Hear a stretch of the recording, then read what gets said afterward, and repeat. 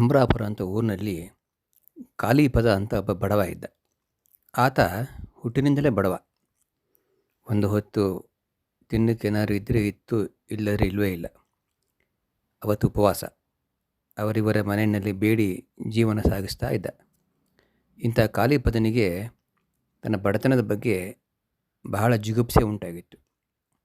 ಆದರೆ ಏನು ಮಾಡಲಾಗದೆ ಬಂದದ್ದು ಪರಮ ಭಾಗ್ಯ ಅಂತ ಸುಮ್ಮನೆ ಇದ್ದ. ಒಂದು ಸಲ ಊರಿಗೆ ಕಾಶಿಯಿಂದ ರಂಜನದಾಸ್ ಅನ್ನುವಂಥ ಒಬ್ಬ ಪ್ರಕಾಂಡ ಪಂಡಿತರು ಬಂದರು.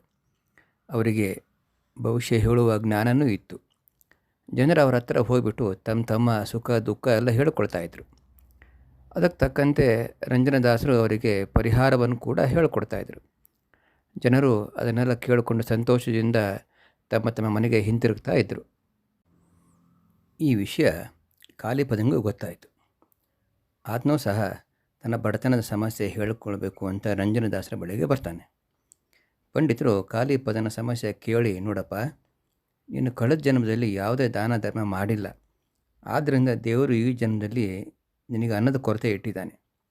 ಅದಕ್ಕೆ ಕಾಲಿಪದ, ಸ್ವಾಮಿ, ಕಡೆ ಪಕ್ಷ ನನಗೆ ಸಾವಾದರೂ ಯಾವಾಗ ಬರುತ್ತೆ ಹೇಳಿ ಅಂತ ಕೇಳ್ತಾನೆ.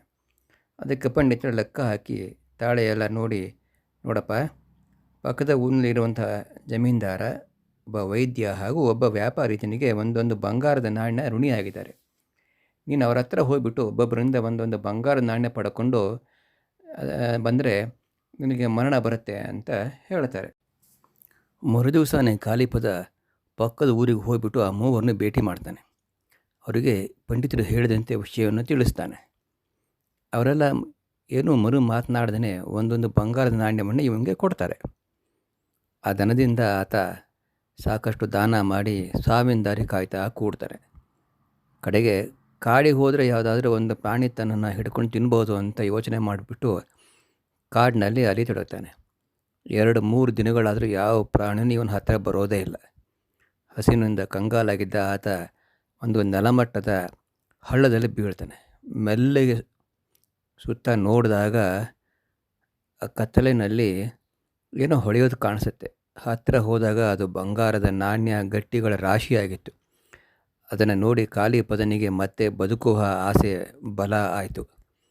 ಮೆಲ್ಲಗೆ ಸ್ವಲ್ಪವಾಗಿ ಅದನ್ನೆಲ್ಲ ತಗೊಂಡು ಮೇಲೆ ಬರ್ತಾನೆ, ಊರಿಗೆ ಸಾಗಿಸ್ತಾನೆ.